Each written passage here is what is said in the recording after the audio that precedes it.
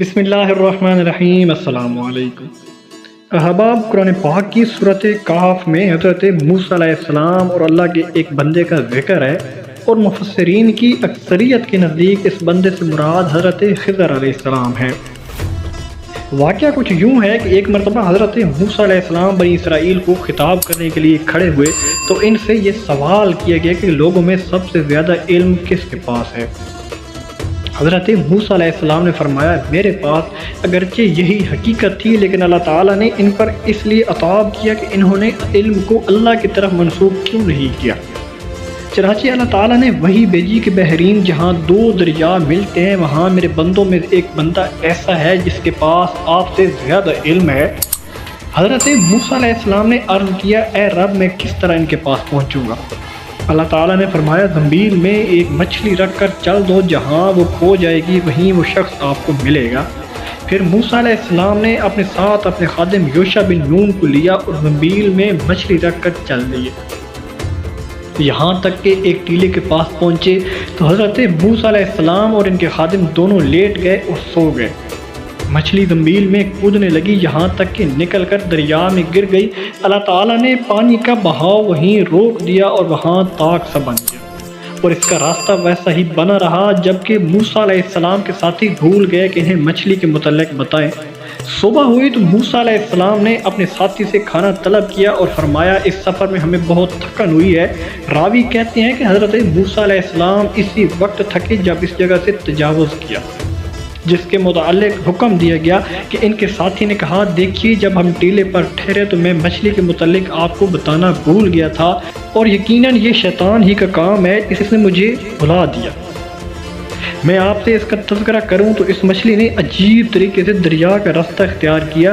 حضرت موسیٰ علیہ السلام فرمانے لگے، وہی جگہ تو ہم تلاش کر رہے تھے۔ چنانچہ وہ دونوں اپنے قدموں کے نشانوں پر واپس لوٹے۔ وہ دونوں اپنے قدموں کے نشانات پر چلتے چلتے چٹان کے پاس پہنچے تو ایک آدمی کو دیکھا کہ وہ چادر سے اپنے آپ کو ڈھانکے ہوئے ہے۔ حضرت موسیٰ علیہ السلام نے انہیں سلام کیا۔ انہوں نے فرمایا، اس زمین میں سلام کہاں؟ حضرت موسیٰ علیہ السلام نے فرمایا، میں موسیٰ ہوں۔ انہوں نے پوچھا، بنی اسرائیل کا موسیٰ؟ آپ علیہ السلام نے فرمایا، ہاں۔ حضرت خضر نے فرمایا، اے موسیٰ، تمہارے پاس اللہ کا دیا ہوا ایک علم ہے جسے میں نہیں جانتا، اور میرے پاس اللہ کا عطا کردہ ایک علم ہے جسے آپ نہیں جانتے۔ حضرت موسیٰ علیہ السلام نے فرمایا، کیا میں اس شرط پر آپ کے پیچھے چلوں کہ آپ میری رہنمائی فرماتے ہوئے مجھے وہ بات سکھائیں جو اللہ تعالیٰ نے آپ کو سکھائی؟ حضرت خضر علیہ السلام نے فرمایا، اب صبر نہیں کر سکیں گے، اور اس چیز پر کیسے صبر کر سکیں گے جس کے متعلق آپ کو خبر نہ ہو؟ حضرت موسیٰ علیہ السلام نے فرمایا، ان قریب انشاءاللہ آپ مجھے صبر کرنے والا پائیں گے، اور میں آپ کی حکم عدولی نہیں کروں گا۔ حضرت خضر علیہ السلام نے فرمایا، اگر میری پیروی کرنا ہی چاہتے ہو تو جب تک کوئی بات میں خود نہ بیان کروں آپ مجھے نہیں پوچھیں گے۔ حضرت موسیٰ علیہ السلام نے فرمایا، ٹھیک ہے۔ پھر حضرت موسیٰ علیہ السلام اور حضرت خضر دونوں ساحل پر چل رہے تھے کہ ایک کشتی ان کے پاس سے گزری۔ انہوں نے کہا، آپ ہمیں بھی سوار کر دو۔ انہوں نے خضر علیہ السلام کو پہچان لیا اور بغیر کرائے کے دونوں کو بٹھا لیا۔ حضرت خضر علیہ السلام نے اس کشتی کا تختہ اکھاڑ دیا۔ حضرت موسیٰ علیہ السلام بول پڑے کہ آپ نے کشتی کو توڑ دیا تاکہ اس کشتی والے غرق ہو جائیں۔ آپ نے بڑا عجیب کام کیا ہے۔ حضرت خضر علیہ السلام نے فرمایا، اے موسیٰ، کیا میں نے تمہیں نہیں کہا تھا کہ تم میرے ساتھ رہ کر صبر نہیں کر سکو گے؟ حضرت موسیٰ علیہ السلام نے فرمایا، جو بات میں بھول گیا ہوں آپ اس پر میرا مواخذہ نہ کریں اور مجھے تنگی میں نہ ڈالیں۔ پھر وہ چلے اور کشتی پر سے اتر کر ابھی ساحل پر چل رہے تھے کہ ایک بچہ جو بچوں کے ساتھ کھیل رہا تھا، حضرت خضر علیہ السلام نے اس کا سر پکڑا اور اسے ہاتھ سے جھٹکا دے کر قتل کر دیا۔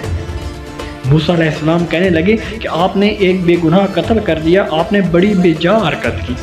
وہ کہنے لگا کہ میں نے آپ کو کہا تھا کہ آپ میرے ساتھ صبر نہیں کر سکتے۔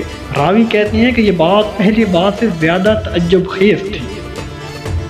موسیٰ علیہ السلام کہنے لگے کہ اگر اس کے بعد بھی میں آپ سے کسی چیز کے بارے میں سوال کروں تو آپ مجھے ساتھ نہ رکھیے گا، آپ میری طرف سے عذر کو پہنچ چکے ہیں۔ پھر وہ دونوں چلے، یہاں تک کہ ایک بستی کے پاس سے گزرے اور ان سے کھانے کے لیے کچھ مانگا تو انہوں نے ان کی مہمان نوازی کرنے سے انکار کر دیا۔